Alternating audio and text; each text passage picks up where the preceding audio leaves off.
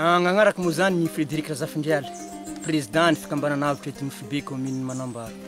Zahay moa zany dia agnisan'ny nisitraka ny vola fiaria zay nomeny fitondram-panjakana Andry Rajoelina. Dia gny activité zay nataoko moa zany dia fambolena akata, satria le akata moa zany raha mahafantatra fa misy orinasa zay mandray akata aty aminay aty Asimo aty faritra Anosy, orinasa toy antsoina hoe Bouvement. Dia gny akata amboleko moa zany izy moa zany hitatsika fa reto moa zany Pénicetome agnarany. Misy telo karazany reo. Misy ny Pénicetome, dia misy ny Bracaria, ary misy koa zany ny Stylosanthes.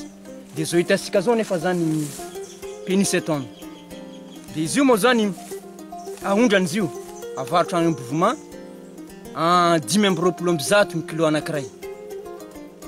Dia taty afara nefa zany zay dia mahasiaro nahazo tombony amin'le amin'ny fagnampiana ataon'ny président, satria voalohany nitatra moa zany ny fari-pambolena, faharoan'izay bebe koa ny vola miditra sa-tokantragno, fahatelo magnaraka an'izay miasa mampiditra asa koa zany ho an'ny tanora zay sy anasa.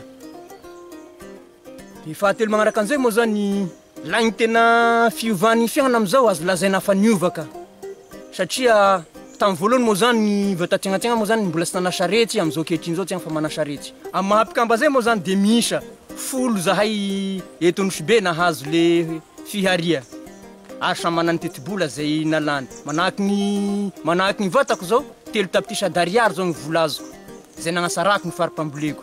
Dia zahay 10 nefa zany managnanaky manambady, ary zahay zany ny zananay milasa mianatra Fort Dauphin, mianatra Manambara Sonerana. Zay zany mahakasika ny dia ny velaran-tany tokony tena volenay moa zany raha ohatra ka totaly ny velaran-taninay agny amin'ny 420 hektara ny totalinay mpikambana aby. Eto koa moa zany zahay koa agnisan'ny makasitraka avokoa, satria raha sy teo koa ny fiaraha-miasan'ny gouverneuran'ny faritry mizakatenan'ny Fort Dauphin zao dia agnisany dia rainay manokana avokoa, satria izy koa ny lalany nahitavanay n'izao fiharia zao.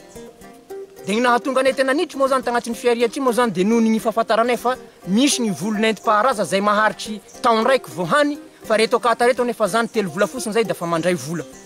Ka da eto zany zahay da agnisan'ny makasitraky ary makatelina ho an'ny président Andry Rajoelina zay nisiny zonay vahoaky madinika aty ambany ravinahitra aty nanokatra ny projet fiharia